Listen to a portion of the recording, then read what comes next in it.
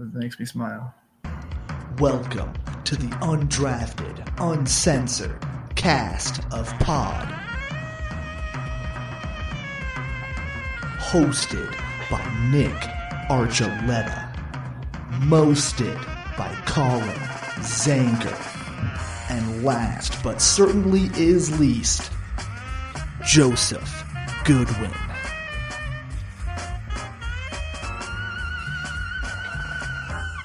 Welcome, everyone, to Undrafted, Uncensored. We still don't know which way to point now that we're in a line of three. It's that way, that way, that way. I mean, nobody has any guidance, just like Oakland. There's nowhere to go.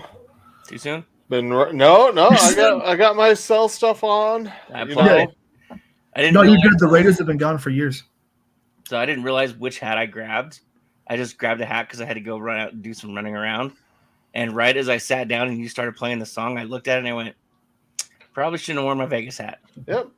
Oh yeah, it's like bad taste. So I apologize, Oakland fans. It's not intentional. I just grabbed the first hat I saw. Nick is an asshole, so therefore we'll just take care. We'll take care of that real quick, everybody. There you go. Yeah, that's the same thing that the Oakland A's owner said. He said, "Sorry, A's fans, nothing personal, but it's just how it goes." It's just the first city I found. Terrible situation. So we'll start there just to make it easier because I know we'll probably take a little bit longer on the other MLB story. I watched I watched the last inning and a half just because, the Rockies were done and it was just one of those things where I wanted to kind of feel like part of it because I couldn't be there because I truly feel bad for Oakland A's fans. This is a loyal fan base, and you've been there before, Colin, so those fans they're committed to their team, and they've just been beat down. The city of Oakland is just a punching ground because they lost the Warriors, they lost the Raiders, they're losing the A's, and, now all they have to fill that stadium is a soccer team.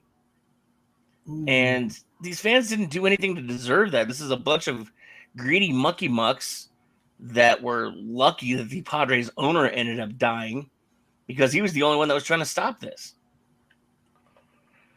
Yeah, and even they do have another baseball team, but it's not. You're not going to fill the stadium with a minor league team. No, and not that stadium was getting filled with a major league team, but that's more on the management and what they've done.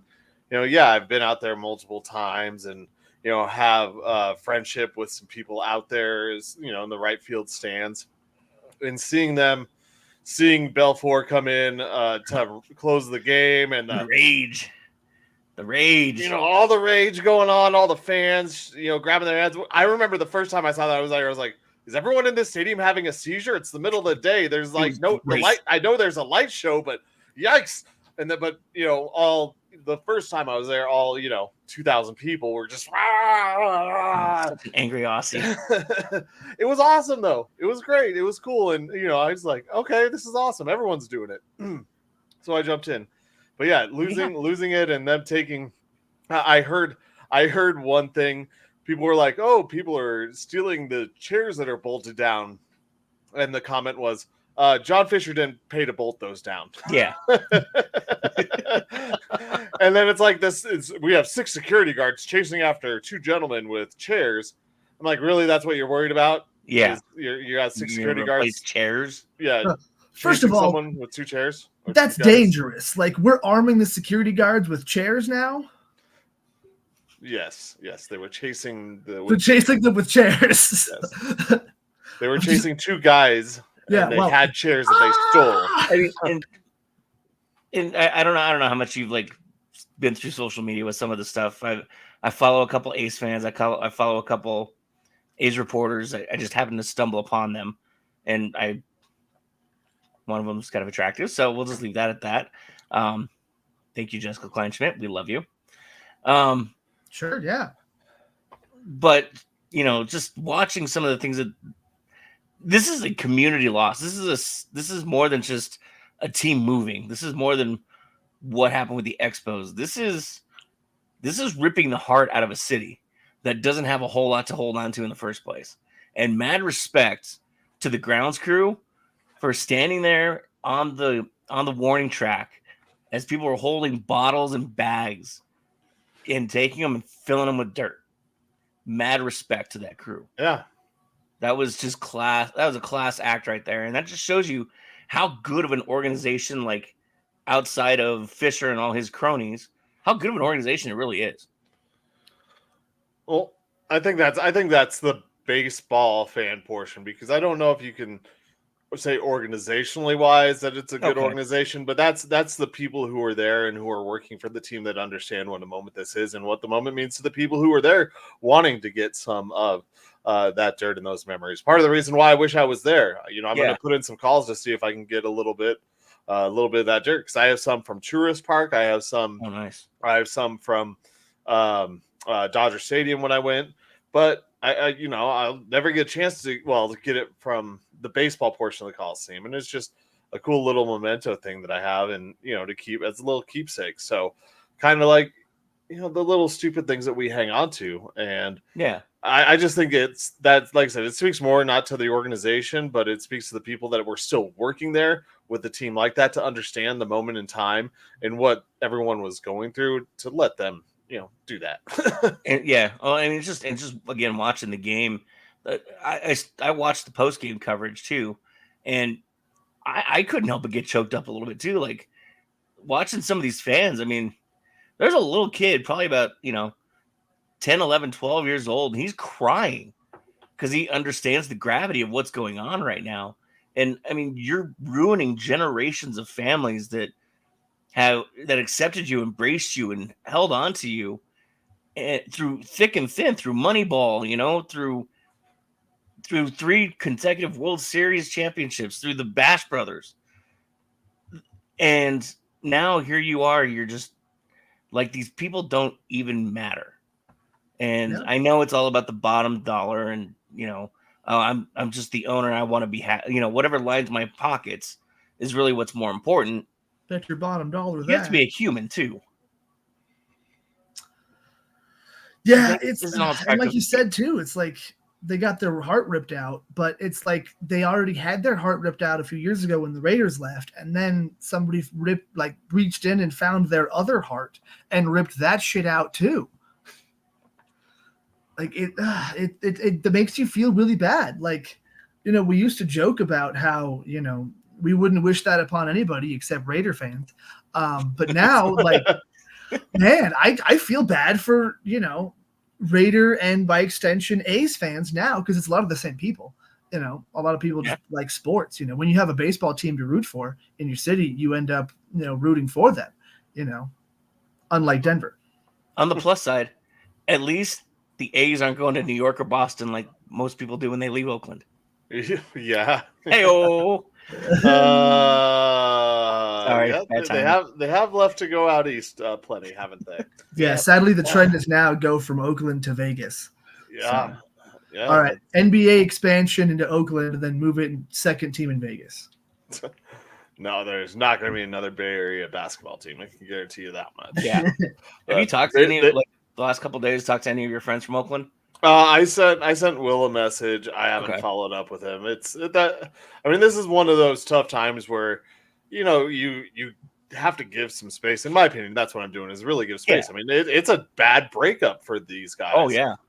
That's like that for a lot of them. Like I said, my time out there, they literally became family, and they were at each other's, births of babies. They all went on road trips together. I mean, the stories that I heard, that they went like 50 deep on road trips to watch the team play, and they were just following the team around. And they said best friends at weddings. They've seen each other's children grow up. I mean, the A's, they moved to Oakland in 1968 and have won 4 World Series titles in Oakland. Yep. And they had 5 more before that, 9 total. So just the Oakland aspect, they've won 4 championships there. And so many of these people, obviously not all those people that I talked to were from 1968 or their first championship in 72, but many of them had been around to see them, especially in 89 in their last championship that they won. Yeah. And to see that, and like I said, see the generations that were grown up on, A stuff and the fandom, and being around. I told the story about the first time I went there where they literally passed the baby around the stands.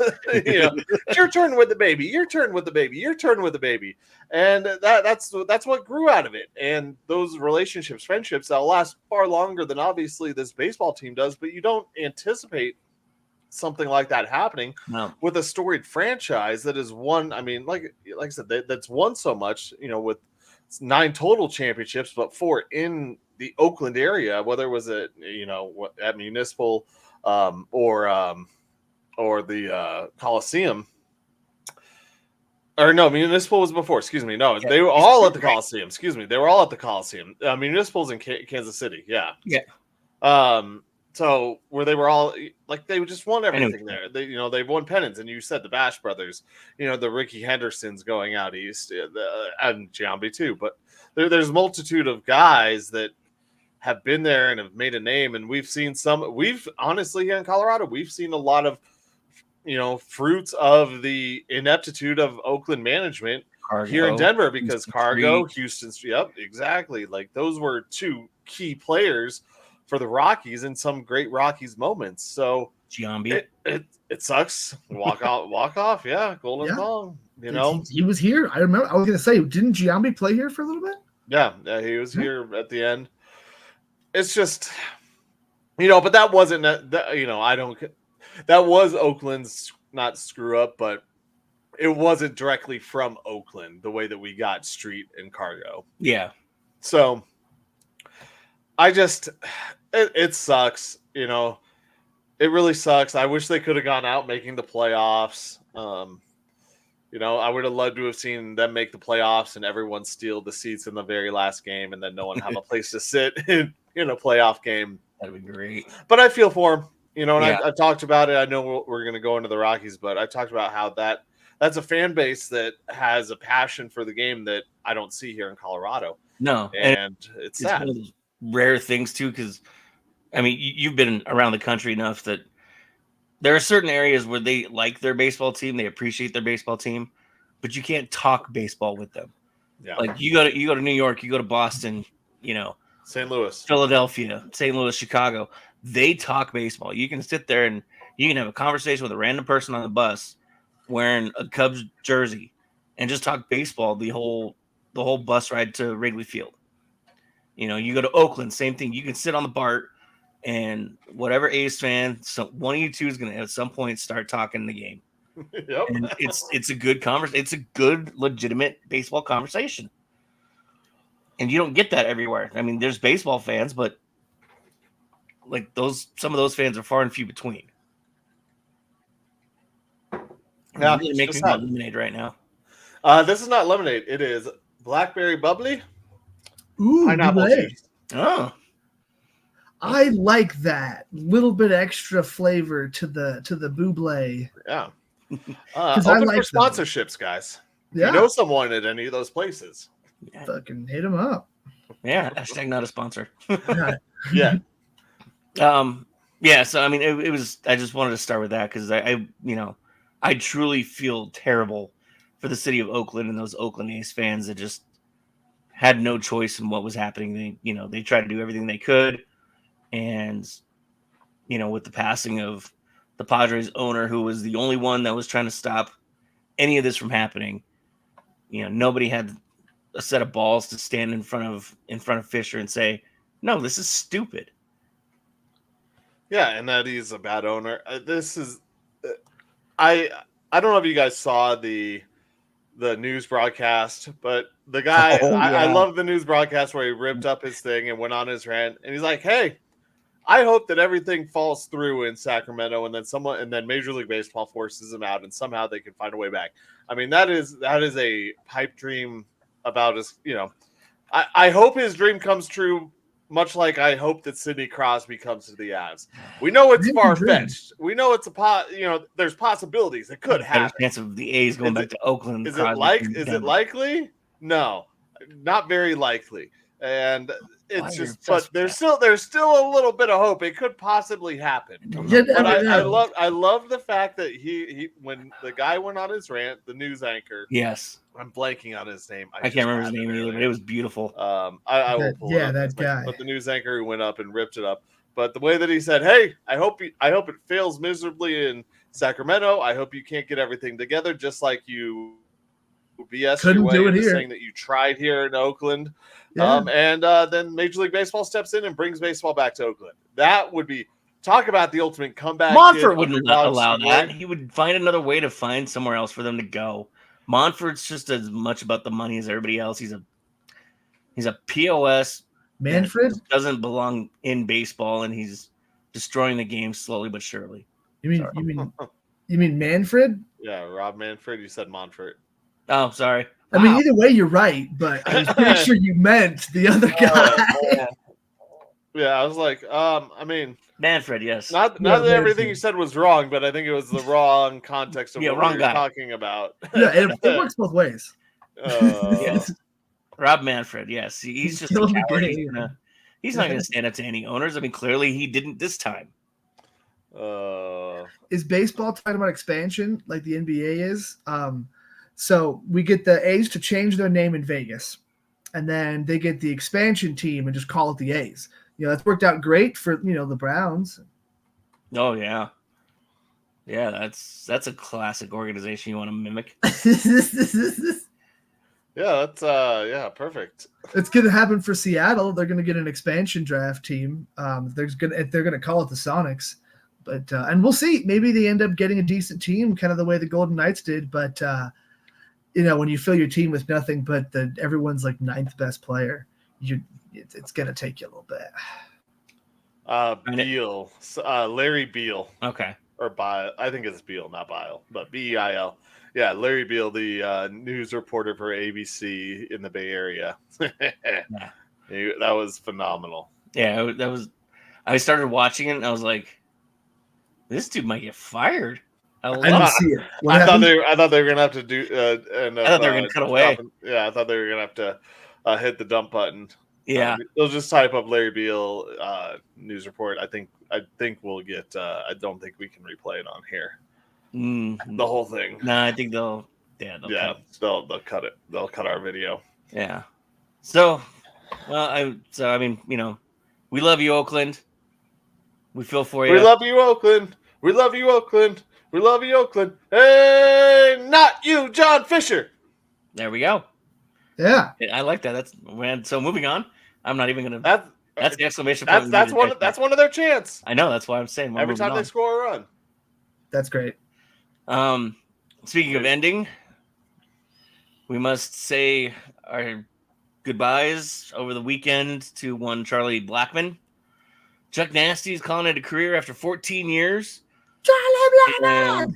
Yes. And so the debate becomes, let's start with the debate. Do the Rockies retire the number 19? Is he that elite of a Rocky, or is he the Hall of really good? I mean, I could see it going either way.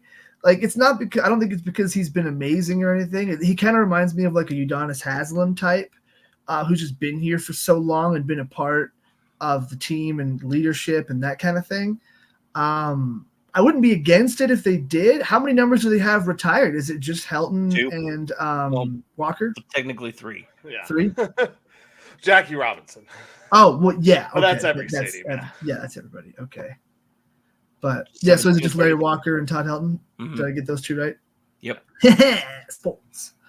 Yeah, I wouldn't be against it. Thinking of like the third best all-time Rocky as a non-baseball guy, I guess, because you're not gonna retire Nolan's number. He didn't play his whole career here or anything like that, One of the other like 90s guys. No, yeah, fuck it. Don't put it past him to have a Nolan Arenado appreciation day. Right. Oh God. Retire his number. Well, I mean, I don't really want to get off subject, but they were literally having like a Nolan promotion when the Cardinals were coming to town. Like, Yeah. Great. like, come watch former Rocky Nolan Arenado at Coors Field. Of course they were. Like, Come buy tickets. Look at the guy. Look at the guy we gave away. Yeah. Okay, but back to Charlie.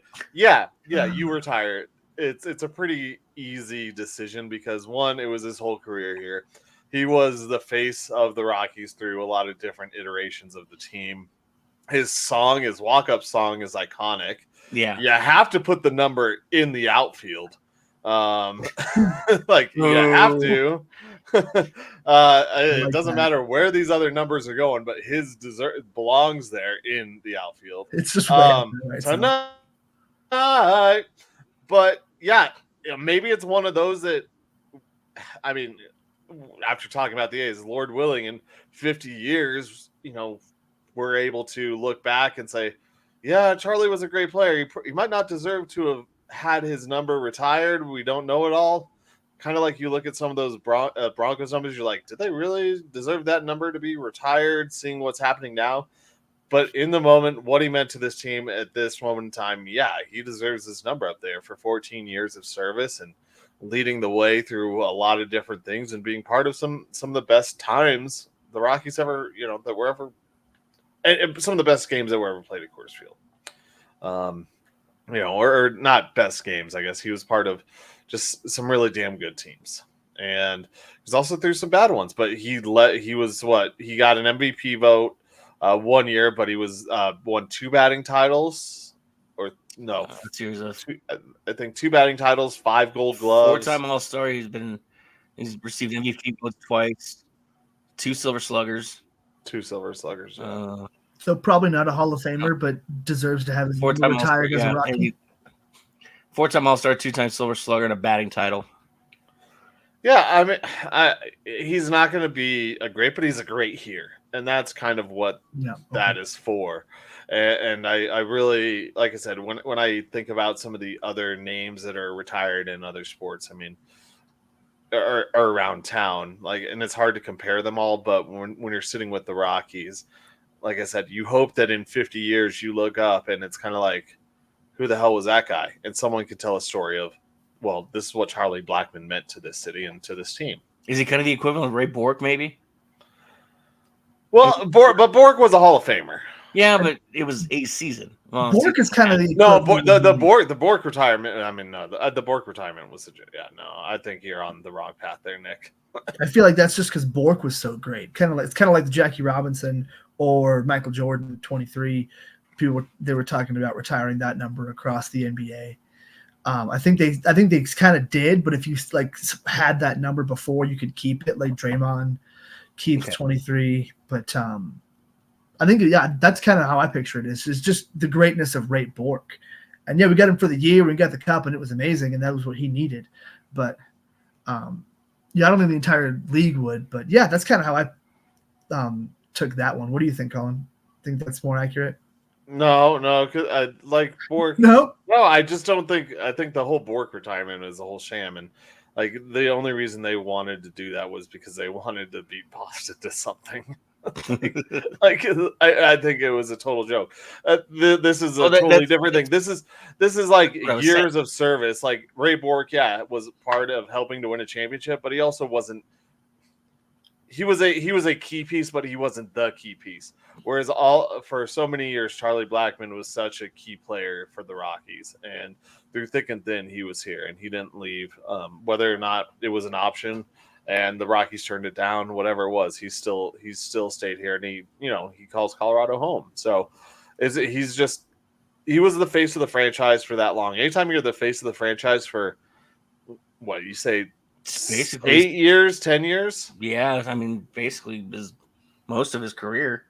Yeah, I mean, 8 to 10 years. He was the person you knew day in, day out that would be playing.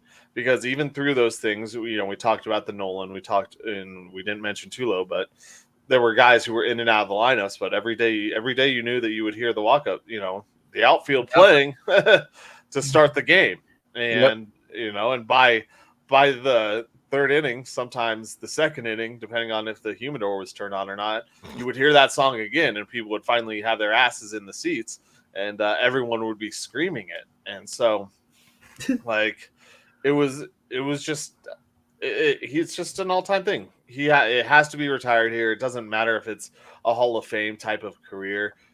It's an organizational. This is what you meant to us for such a long time. And well, that's and you were the key guy. That should be how it is too. Is it should be what you meant to the organization and not Major League Baseball. I mean, if you obviously extend to Major League Baseball, then obviously at that point you're talking Hall of Fame. But everything Charlie did was for the Rockies, for the fans here, and that should be when you retire numbers. I mean, I go through the Yankee numbers sometimes, and I still wonder about Roger Maris. Not that he wasn't deserving, but does he really? Should he really be amongst those greats when he wasn't in the Bronx that long? And the home run record guy. But that's all he did though. It was a season of good hitting. Sometimes you got to wonder if did he mean that much to the Yankees? But I mean, I didn't get to watch him play. I just know of the stories. We know the legend of what is the Maris Mantle chase, the M&M boys, and Charlie's. I think Charlie will be up amongst the other two greats. Yeah. What do you have against Barry Pepper? I prefer salt. I'm more of a banana guy. I don't know. Oh, hey. It's a word. So yeah, I don't know. You look through the Rockies' numbers over he's second amongst a lot of these things, obviously behind Todd Helton. Yeah. Leads in triples, tied with. Oh no, he just broke the tie with Cargo yesterday for home runs, I think. If not, he's tied with him still. Second in hits. Yeah, and second in total bases, first in triples, second in doubles, second in runs scored, plate appearances, at bats, hits. He leads in triples, fourth in runs batted in, third amongst base on balls, second behind EY Senior in stolen bases. I mean, there's not a whole lot that he doesn't trail just Todd Helton in. And like I said, that's one of those things. At this moment in time, he was one of the greatest Rockies ever. And hopefully the Rockies are still here in 50 years under new ownership. And you're looking back and saying, telling the story, who the hell was Charlie Blackmon? Like, who is that guy? And you're sharing those stories and say, yeah, he might be 5th, 6th, 7th on the chart at that point in time. But one time he was one of the greatest. He was a clean-shaven boy. Rockies. he was baby face. I've just shown you those pictures. Oh, baby face Blackmon. He talked about shaving his beard. Yeah, that's why I told him to do it a little bit at a time so he doesn't freak their kids out. Yeah. he literally has said and his wife has never seen him without it. No, that's what's even funnier. He's played for 14 years. He started growing it when he went on the IL, or back then the DL. Yes. When he did something to his leg. I don't remember what it was. Oh, hey, keep that on the DL. Me. But yeah, that was when he started growing it, and he hasn't, other than probably trimmed it, he hasn't done anything with it since. I think you should just do. I mean, was that recently? Because how old are his kids? Are they old enough for him to do it now? Just fucking shock everyone? No, they're like 4 and 2 or something like that. Yeah, they're really young. Yeah. If you wait till the youngest is like 5, get it. Unfortunately, you can still scar a kid at 5 years old. Yeah. Well, yeah, but the kid can understand that, that's about when they can understand that that's how shaving a beard works. Or have the kid in the room. Here, can help me shave the beard? I don't know. I've seen those videos. That doesn't help either. I don't know, Joe. I don't know. I mean, you start reading when you're 5. A little worried about your parenting style now. That's when Joe, if you shaved right now and cut your hair, you would freak me out, okay? Yeah. And my birthday is a few days away, and I'm about to be 40, all right? So don't tell me that a 5-year-old isn't going to be freaked out that his dad doesn't look like his dad anymore. That's a you thing, though. We're Nick, All three of us I'm are right there with children Colin, in dude. different You, ways. if you would total clean it up, dude, I would probably just drop dead. Be like, nope. We don't need your ID. We know. Yeah, we know. We've seen it. Well, it's too late now. I still wouldn't believe it. I'm already here. It's Wait. That's a terrible idea. That's a terrible idea. You should probably. Yeah, you're probably doxing yourself. Or yeah. Oh, it's fine. There's nothing like your date of birth and your ID number to steal or anything like that. Yeah, this is going to expire in a little bit anyway. We're good. Your ID number doesn't change, Joe. Yeah, it'll be fine. And neither does your birth date. Birth date. I mean, you can get your birth date from anywhere though. But yeah, that's Babyface Joe. Oh Lord. Well, I got a question for you guys. Okay. Let's say you're playing for a football team and you have to travel to Florida and your coach decides we're going to get you guys into a routine, because there's a hurricane coming.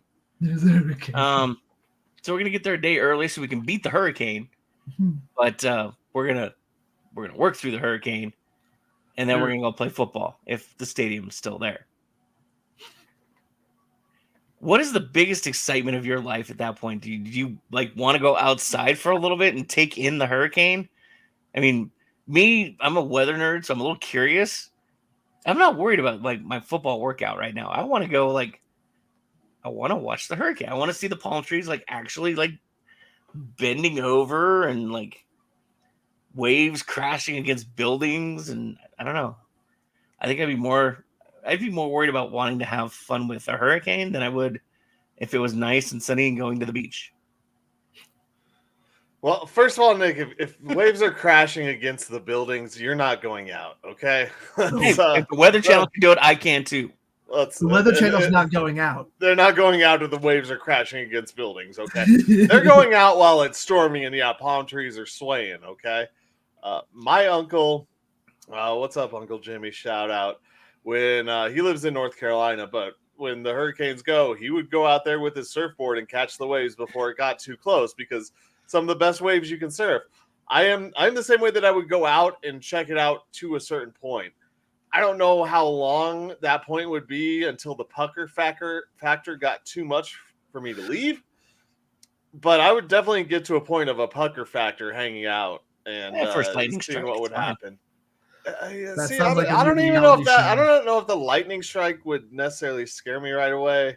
It would depend on how close. If it was the lightning and then the thunder right away, and it was I knew it was right overhead, I'd freak out. Those. Yeah, I might have some new boxers after that. Yeah, that always startles me.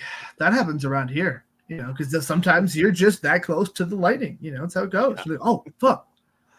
But yeah, no, I would go out and hang out in it. Would I want to be doing football things or even baseball or any other sort of sports activities? Probably. No, but you know what? The CU Buffs need to practice running the damn ball. Wet ball. So if you can run the ball in a hurricane, you can run the ball in rain, in some light rain. They had light rain last week. They're going to try and run it this next week. That's stupid. Why would they ever do anything to prepare for an eventuality like weather? That's ridiculous. If you don't know for sure it's going to happen, why would you even prepare for it? That's dumb.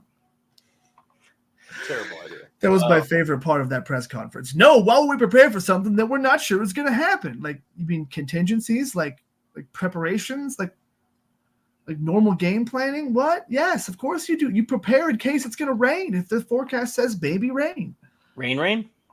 Rain. Is it a hurricane rain? That's like rain. It's a rain. You just say it really slowly and seriously. Emphasize it much more at the end. You have to put the right emphasis and the right syllable. Yes. Yeah. What's it going to take for you to walk out of Central Florida with a dub? I mean, obviously they're liking to take things to the last minute, the last few games. Don't go to the adult portion of Disney World and spend all your money on princesses. Yep. Just because you got all this NIL money doesn't mean that you need to go get $1,000 lightsaber from fucking. No, that does mean that. Just because you have more NIL money than doesn't the UNLV quarterback doesn't mean you should spend it all in one place. No, you One guys don't know that casino. story? No. Yeah, the kid left over NIL stuff. Yeah, he is. Oh, so and their the quarterback who's Nevada quarterback who's going to redshirt now because he was promised. Yes, and who's led them to an undefeated record. Yeah. And now he is not playing. Yeah. So don't spend all your money there. Make sure the check is cleared already first. Make sure the check. What's it going to take?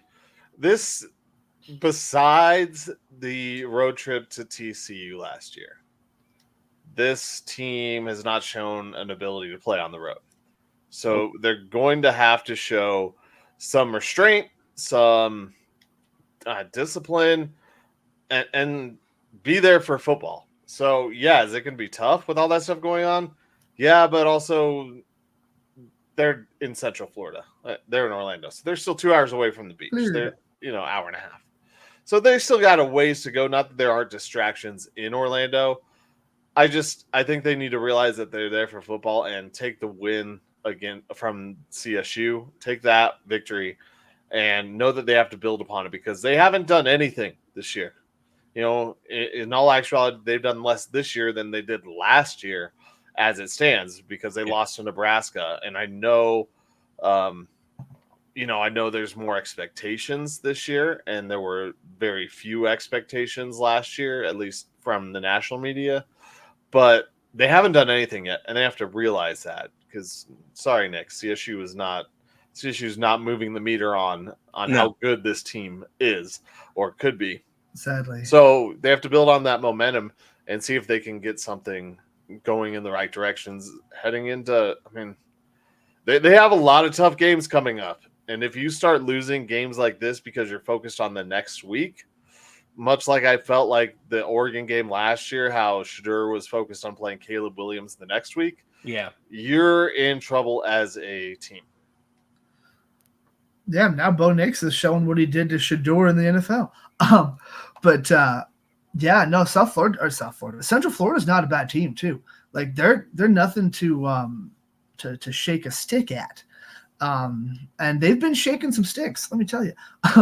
No, that's not something you can overlook. They're definitely a team that, it's, and I guess they want to be in a higher echelon than Central Florida, but yeah, the fact is they're just not. They need to keep proving it against these kind of teams. And yeah, you're right. At this point last year, they were about to have their first big loss and hadn't had it yet. Where this year, they already had their first big loss against Nebraska. So yeah, they're behind the 8 ball already. And they're going up against a team that's similar. Who was their first loss was like Stanford, I want to say. CU? Yeah, last year. Who was Oregon. their first loss? Yeah. Oregon. Okay. Yeah, I wouldn't say they're quite as good as Oregon was last year, but like this is still a good team that you absolutely could end up just losing to a complete football team. Yeah, my comparison is that they went into Oregon thinking they were hot crap, and they were going to go beat them and run over them. If they have that same attitude going into UCF, they're going to get beat there, and that's what I'm talking about. Or once again, that the other portion of that too were the guys looking ahead to rather playing Caleb Williams and that big time primetime matchup at USC next year, whereas the Buffs could be looking ahead 1 week again. So where's your focus? Are they focused on this game ahead of them, or are they gonna be all right, whatever, we should take care of them? They're lower tier team and think they're, like I said, hot shit. So UCF obviously is 3-0. They're coming into this game. They beat New Hampshire 57-3. They beat Sam Houston 45-14. And they squeaked by TCU 35-34. The spread right now is 14 in favor of UCF. The over-under 61.5. And the Buffs on the money line right now, according to ESPN Bet, is plus 425. For UCF? For Colorado. Colorado's 425? Plus 425 on the money line. So that's what they're looking at right now. Give me a minute. Yeah. Well, this is obviously from, as I said, from ESPN. That's fine. I don't care. They're not going to be that different. No. I was just saying that I just wanted to give credit. It's worth it. Oh, it's worth a little. Okay, we're on the same page then. It's worth a little moment, real quick. Yeah. And Buffs come in 3-1. They beat North Dakota State 31-26. They lost to Nebraska 28-10. They beat CSU 28-9, and then obviously the squeak by Baylor last week at 38-31. So obviously UCF has an offense that can get going, but I don't know how I feel about Sam Houston and Colin. That was a no. Did you hear that, Joe? Oh yeah, something with your mic, Nick. Your mic went way crazy. Yeah, it just really. It's fine. Yeah, it's fine now. But man, yeah. Huh? I wonder if it was when I sat down my phone. Yeah, it must have been. Yeah, if you just did it, then that's what happened. All right, cool, locked in. So Weird. TCU, which one did you find? 425. Yep, and I hit the plus 14 too. Oh, nice. Hell yeah. I mean that's a big number. Like, UCF? Yeah, is a good program, and so I didn't realize that. Maybe that's a little bit of shade being thrown at CU. Maybe they aren't going to take this lightly. I don't know, because the line in the Oregon game last year was 21. Yeah. So, yeah, but Oregon was like a national championship, but like a college football playoff contending team at that point. Where Central Florida, they have a great home like stadium and atmosphere, so I think that's part of it too, why they're so heavily favored. But not quite. They wouldn't be like 21 like Oregon would be, but it's still absolutely a game where they're. I'm a little surprised that Central Florida is favored that much, but you know what? Yeah, they're a good home team and they're a good program, so fuck it. Yeah. Like I said, what has CU proven to this exactly point, besides in their own minds? That's what they have to get out of. They can't just be like we're the greatest team ever. That we are the best because we beat these two teams. No, you got to go out there and win these other games ahead of you. And you can't look ahead to K-State and your Big 12 matchups. No, 1 week at a time. But look at my watch though. Yeah. Oh, that kid. Anyway, so the Broncos won a game last Sunday. If they win this Sunday, it's 2 in a row. And if they win the Sunday after that, that's called a winning streak. Numbers. But let's start with the Jets. You said the same thing last year, Nick, and it worked. I know. There you go. Look, yeah. I should have had that segment ready. Ready first, folks. Yeah, I didn't think about it either, but I do remember saying that. You pretty much said the exact same thing. Yeah, no, I trust me, I remember it. Yeah, because it's the line from Major League. No, I know. I know. You said. I thought you said I probably said. I'm like, no, you definitely said that exact same thing. Yeah, I know what it, sure did. I know what it is. You just need a cigar. You need a cigar and a mustache to say it. Well, I'm not gonna have the mustache, but give me 2 minutes. I got a cigar to line up. What's it gonna take for the Broncos to beat the Jets? I mean, this is AA Ron. Is AA Ron as good as he portrays still? I mean, he's got some decent tools. I mean, do we buy the Jets or the Jets? Do we buy the Jets are real? Hell yeah, I do. I mean, they are real. They exist. They were real last year too. They were just real bad. Yeah. I mean, they have a good defense. They have talented players. I wish Aaron Rodgers would throw it to Garrett Wilson just a little bit more. But yeah, man, he's starting to look more and more like Rodgers. It kind of looks like those early games in the very first year of Peyton Manning here, when the Broncos went like 1-4 or 1-3 or something, and lost to some good playoff contending teams in the Texans. I want to say the Chargers or something also, but it started to look better and better each week. And then eventually in that season, it was like, holy shit, we have Peyton Manning. I'm not saying it's going to get to that point with the Jets because Rodgers is coming off of a different kind of injury, but man, he's looking more and more like Aaron Rodgers every week. So I don't know who was here on Sunday night with all their Bronco gear on, but that guy was a little wild. Yeah, Joe. Yeah, what are you doing? yeah, you're right. Damn. I'm sorry. I was hoping the mask would cover it up, but you could clearly see my hair and beard through all of it, right? Yes. Yeah, I put the glasses on over it. The fact, you brought up Peyton Manning and that team. The fact that the similarity between that team with the Broncos and these Jets are that Aaron Rodgers as a quarterback is going to find whoever's open. And you're right. I know, Joe. I know you wish Garrett Wilson would get force-fed the ball. Trust me. I do too on one of my fantasy teams as well. But the fact is Aaron Rodgers isn't going to do that. He is a quarterback who will find the right guys because Garrett Wilson is not Devontae Adams. If it was Devontae Adams, yeah, he would force feed him the ball. But up against PS2, I don't think he would do that either, even in this case, just because of how good PS2 is playing. So he's going to find guys, whether it's Alan Lazard, Mike Williams, Breece Hall, Braylon Allen, their backup rookie running back. He's going to find those guys, Tyler Conklin, to make plays. So it doesn't really matter because that was the same thing Peyton Manning did. It was like, oh, well, you're open. Okay, it's going to you here. Okay, we're designing this play for you. Cool, it's you. Oh, wait, that's covered. Second guy. There we go. And that's what I see with Aaron Rodgers. And this is much more of a revenge game than anything that happened last year. I know there was talk going into it, but the whole this is literally, hey, keep my coach's name out of your mouth for Aaron Rodgers because he didn't get a play last year, obviously, in this game.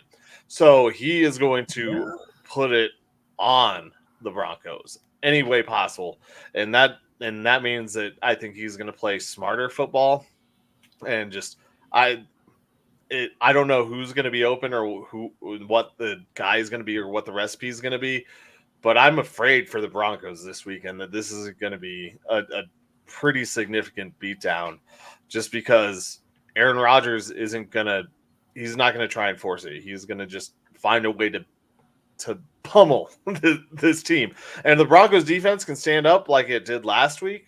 Then I'd be really surprised, and I'd change some of my tune about it. I just can't see that happening with the second game of a road trip.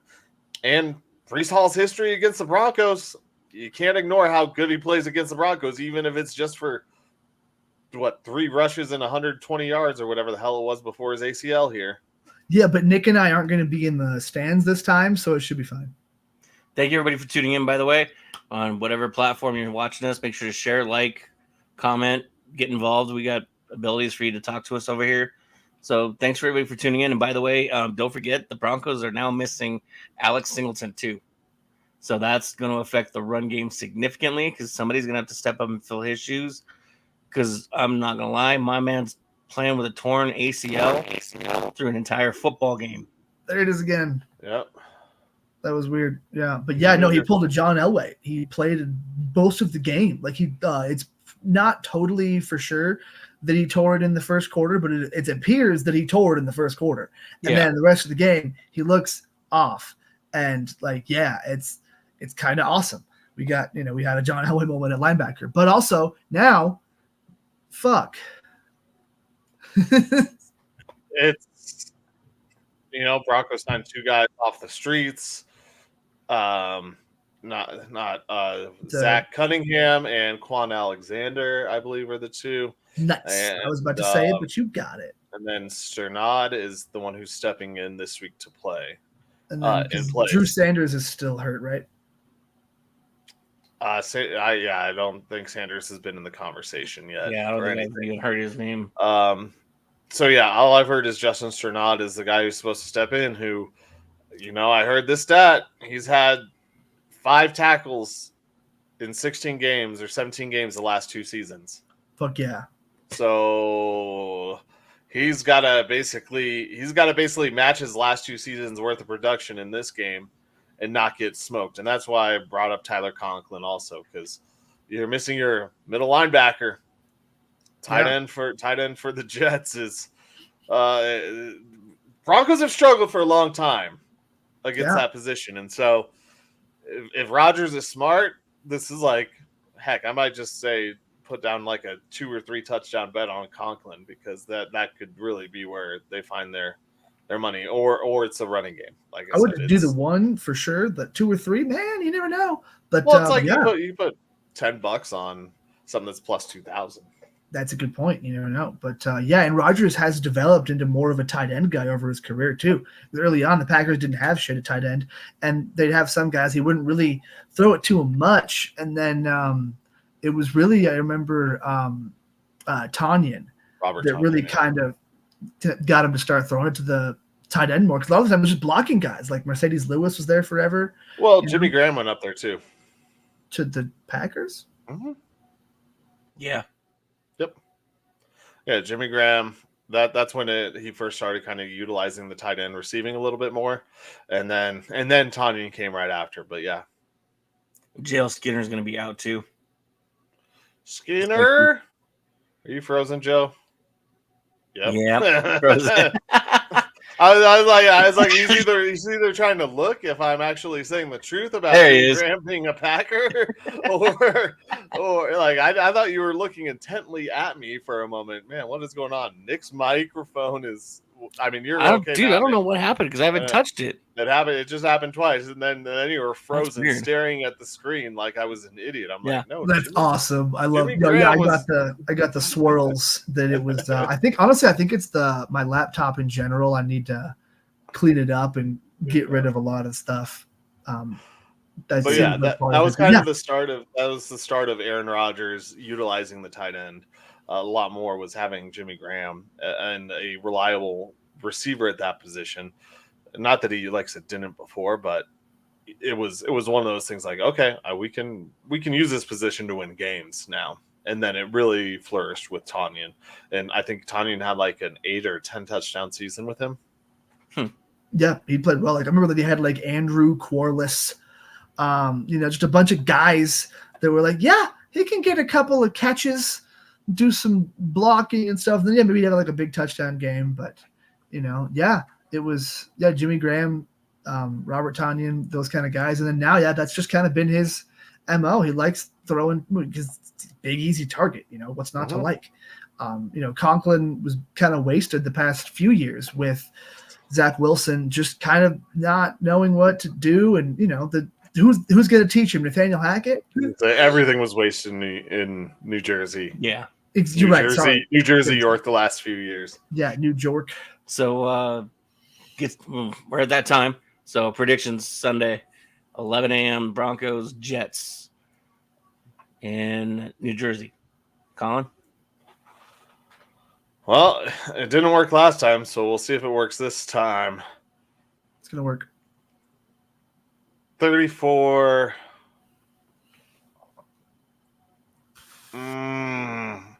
I kind of just want to say 34-6. I'm worried about their defense stopping Bo Nix in the second game of a road trip. I don't know if the Broncos get into double digits. I'll say 34-10. They find a way to get a touchdown at some point. Broncos? No. just making sure. 34-10 Broncos. Number here first, folks. I was just saying. I think the Broncos find the end zone somehow. Okay, that's why I was picking another blowout. That's 10 field goals and 2 safeties for the Broncos. Yeah. Oh, man. Joe? I don't think it's gonna be that bad, but I don't envision it's. We thought the victory was, very unlikely. No victory is ever impossible, but I still don't think it's very likely. So I kind of want to just pick the same way. It's got to be the Jets. Let's go. I feel like they're still not quite completely on track, but they're still like good. The Broncos defense, they've got the one guy, maybe like 27. Broncos 16. 27-16. Wow. That's actually close to what I was thinking. I was thinking 27-13. 16. 13. All right. Well, that means it's a victory for the Jets. Let's get into our victories over the last few days. This is the victory formation. All right, boys, here we go. Best play in football. 6 red tight diamond victory on 1. Break. Okay, 3, 2, 1, let's jam. The Pick'em segment, proving that Colin Zanker is the most humble man in the history of time. Least. Featuring Nick Archuleta wishing he was somewhere else. And Joe Goodwin just kind of winging it. That's right. This is the victory formation where we make real bets with fake money. And capture it all year long. One more time. I had it set on repeat so that we could play the last outro song, and I forgot to take that up. That's okay. I will say this one more time, though. We all picked the Jets, so I guess that means that the Broncos are going to win. Put your money on the Broncos and win some more money. Well, let's get into the last few games of last week. The ones that were not played at the time of our previous recording. Jaguars and Bills. Joe, you picked the Jaguars, and they stayed in Jacksonville. Yeah. So me and Nick won that one. We all chose the Bengals over the Commanders. That didn't work. Yeah. I even said I should have gone Commanders in that one. I almost did, but didn't. Whatever. Doesn't matter. Almost doesn't count. The fake money was put down, so we all lost that one in a sweep. And then I remember, Joe told me that he was taking the Giants on Thursday night or something like that. Just kidding. We all picked the Cowboys to win, which means that Nick and I both went 2-1. Joe went 1-2. Joe lost $6.08. Nick and I both won $18.27. And we have a change in the standings, folks. Nick still in first at $675.91. I've moved into second place at $603.77. Oh, damn. And Joe fell below 600 at $596.53. Let's get into this weekend's picks before our show on Monday, just so everyone knows.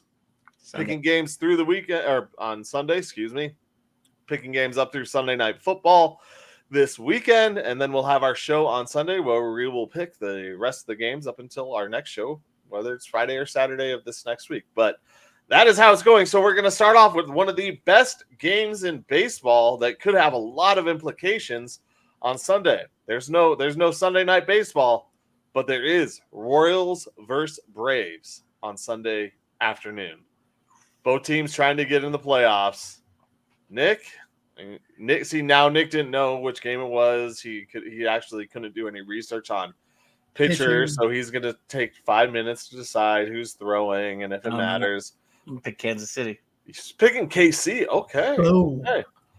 They've been good. They're turning it around after their little 2-week losing streak. Okay.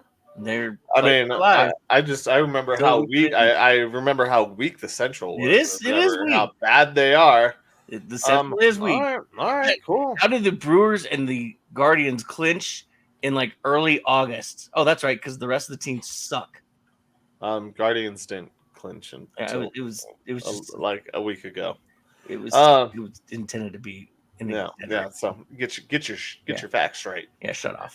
Joe, who you got? Royals or Braves? Braves. Fuck it. I put a lot of thought into that one. I am choosing the Braves also in this because I want to see the last 2 games on Monday between the Mets and Braves mean something. Because they had a postponement because of this weather. So now they have a doubleheader on Monday. Rain. After the season to see where the final standings are going to be. So give me the Braves, let the Mets win some. Oh man, let's have a fun end to this season. Oh, that's going to be so fun to watch. And you know what's back? You know what else is fun to watch? Grimace. That's hockey. It is hockey. Hockey season has started, and we have on Sunday afternoon, whatever, 5:00. The Penguins and future Colorado Avalanche member Sidney Crosby go and take on the Senators. Joe, who you got? Well, I don't think the Senators have any future Avalanche players, so let's take the Penguins. Joe is taking the Penguins. I'm going to take the Senators at home because there's nothing to know about anything in the hockey season at the start, really. Besides, I know the Penguins are rebuilding, but they still have Sidney Crosby. But the Senators at home, why not? Nick, who you got? Give me the Sens. All right. Sick. We move on to actually what could be one of the best games of the season in the NFL. That is Sunday Night Football. Bills versus Ravens. This is in Baltimore. Baltimore got the Bills, after how they looked last week, it's hard to figure out how to stop them. But one thing that I thought from the very beginning of this year, it might take a few weeks for the Ravens defense to really figure it out and where they're meshing and what they need to do. And I think at home they get the victory. So give me the Ravens over the Bills. Nick, who you got? After this terrible start, I still just can't believe in Baltimore yet. Give me Buffalo.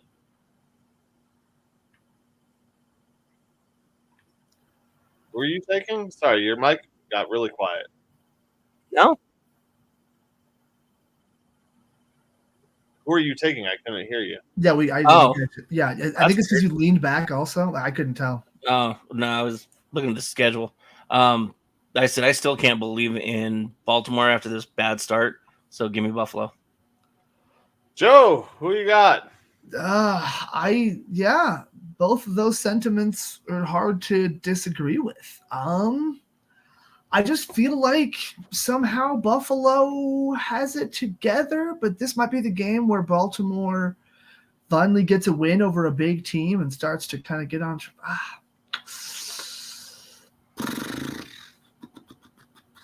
Buffalo All the way this time. Buffalo all the way this time. You would make Brandon Perna very happy with that pick. And you know what? That's my goal. Since that is done, we send this To Brandon Perna. into a daydream. Thank you, Brandon Perna, for inspiring us. And thank you, everybody, for tuning in today. We appreciate you. Little afternoon delight, a little snacky, a little tea, little crumpets, some croquettes, whatever else you were I don't want to talk about food. We had a hell of a day in the kitchen today. Just because you said afternoon delight, I want to do that scene from Anchorman. What is love like, Ron? Well, let me tell you. So before Joe really sends us off the rails, thank you, Michael Spillane. Everybody over at Egypt280sports.com. We appreciate you for hosting us. Thank you, Pikes Peak Sports Cards, our sponsor. We appreciate you as well. Thank you, everybody, for tuning in. Once again, share, love, like, tune in, repeat, and, wash, lather, rinse, repeat. We'll see you Sunday night. Yes, Sunday night. Enjoy your weekend. Go Buffs. Go Broncos. Yeah, Go Rockies. Rams, Two more games. Who the Rams playing? Feel bad for you, Oakland. 2 more wins. We love you, Oakland. Cleveland. He's a Guardians fan. No, it's he's the a Browns. Guardians fan. It was the Browns. He loves the Guardians. He supports Deshaun Watson. No, the Guardians. It's even worse. It's even worse than saying the Guardians. They should still be the Indians.